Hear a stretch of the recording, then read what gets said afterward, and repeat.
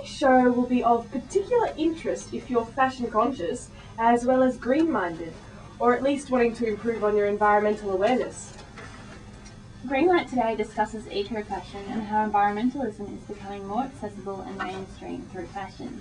We have the always lovely Lyndon with us today. Also joining us is founder of the very funky and green-savvy My Sister's Wardrobe, Kate Pears, and also Felicity to talk about their thoughts on sustainable fashion and whether green is the new black or just another marketing tool for some businesses. We will also hear from two local projects bringing environmentalism into our lives through fashion and beauty products. Plus, we have giveaways, so stay tuned to find out how to win. Text now for your thoughts and comments throughout the show. Remember that Greenlight puts the spotlight on environmental issues, however, don't let us do all the talking, so SMS 0427 767 767 or via the web syn.org.au. Here now we have Operator Please with just a song about ping pong. And you'll find that the organic or health food section has most likely grown in the past year, and more products on the shelves will say organic and all natural. Consumers are becoming more conscious of how the things they buy, eat and wear have an effect on their health and the health of the planet. A growing number of clothing labels are introducing green clothing with sustainable fibres, organic fibres and sustainable and/or ethical manufacturing process. Is this growing awareness led by consumers, with businesses and manufacturers simply responding to the issue, or are the businesses simply capitalising on the green trend and the move towards sustainability, perhaps a form of greenwash? What do you guys think? Joining us today is Kate Pears, Felicity and Greenlight regular Lyndon. I think we'll start. Lyndon, having studied green consumerism, what are your thoughts? Well, I think it's a positive step in terms of growing environmental awareness, that more and more people are demanding that products are more environmentally friendly.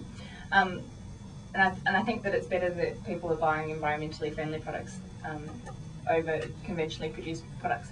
But I think basically we've still got to question the fundamental sort of consumerist trend in society, and the fact that people aren't sort of questioning. I mean, it's good that people are questioning what type of products they buy, but they're not actually questioning necessarily the act of buying themselves, like buying itself. So, yeah.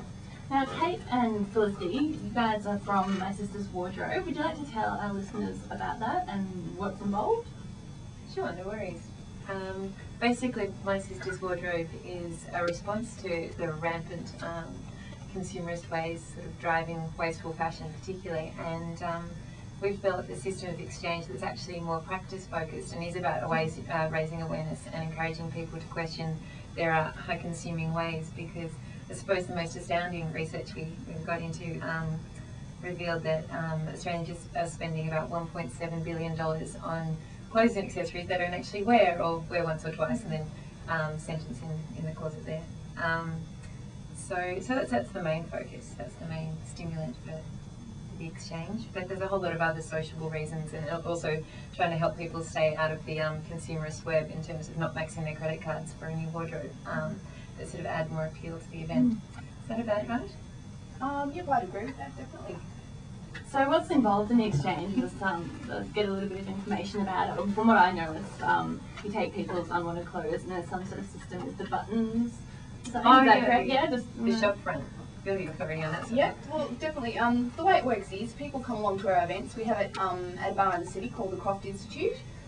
So it's a great venue. People will turn up with up to 6 items of clothing that they're good items of clothing, but just something they're not wearing for one reason or another. So basically, you know, when you buy something and it seemed like a good idea at the time, you get it home and put it on in front of the mirrors, you know, that don't have the trick lighting, and you sort of put it on and go, oh, I don't know. So it's that sort of thing, or something you've worn only once or twice for whatever reason. So something that's not worn out, but still, you know, somebody would find value in, but you particularly, it's not your style, or for whatever reason you're not wearing it. So you bring in about 6 of those said items.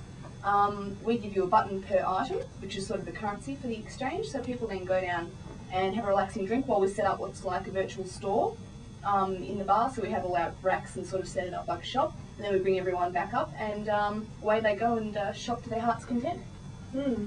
Well, it's an interesting look at the fashion industry in particular, because I mean, the whole idea of the fashion industry is everything's going to change by season because, you know, it's going to be the newest, latest thing, you know, I don't know, whatever crazy things those fashion designers think up. And yeah, so there's obviously a pressure, like you just mentioned, for young people to be fashionable and change their wardrobe as new fashions come in. And obviously that's not sustainable because, you know, making new clothes all the time.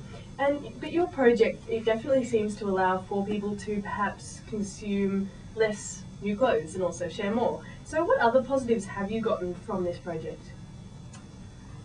It's definitely a practice that's designed to reduce the demand for new garment production. But that said, it also is sort of, we positioned it to align somewhere between op shopping and new garment consumption. So therefore you'd have it, you might take a few clothes from exchange and try looking for a jumper that you need, some shoes, before you go to the new stores. And so it's just sort of sitting in people's minds in that way. Was there any particular reason you started up the exchange, or like anything like triggered it off, or was it just getting fed up with the lack of sustainable clothing out there, or you know, over consumerism? Like, how did it start? After about 2 years of reading books about climate change and more specifically consumerism and how people feel about it, environmentally what it's doing, and also socially how people feel about the high amounts of debt that they're accumulating, and consequently post-consuming woes associated with that. So there's kind of the social dimension and the environmental dimension encouraging us to get that started.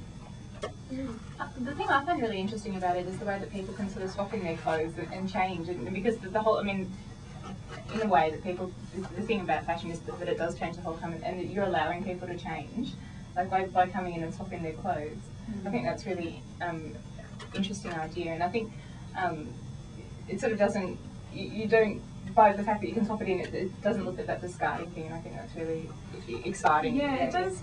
It does a couple of things in that sense, because we're trying to reposition how people perceive waste, and waste isn't just stuff, rubbish you throw in the bin, but rather garments and accessories and other things that sort of go unworn and are inactive and could be useful to someone else. So that could be a whole lot of house fuel that's included in that.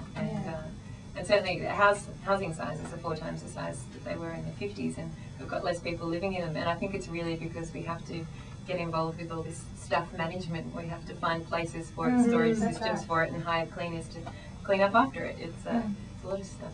It also seems to be a better option, from what I understand, than donating clothes to charity bins and things like that. Would you agree? What's your view on that?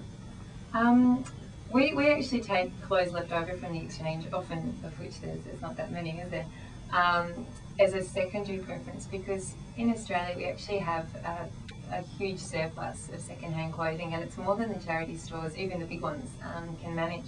So we've all seen overflowing Brotherhood bins and so on like that. There's a lot of clothes getting damaged. There's a lot of money required to sort them. So it's great when people think about what they're actually contributing and how useful it's going to be, even to an op shop or a charity store. So the other thing is we're exporting a lot of it, and that's not always such a great thing, because I did read a bit of a case study on the Zambian clothing trade, which really suffered. The local clothing trade really suffered because of an influx of Western clothes that took away the demand of the local people. So I suppose it's definitely best to use our surplus locally. That's the first priority.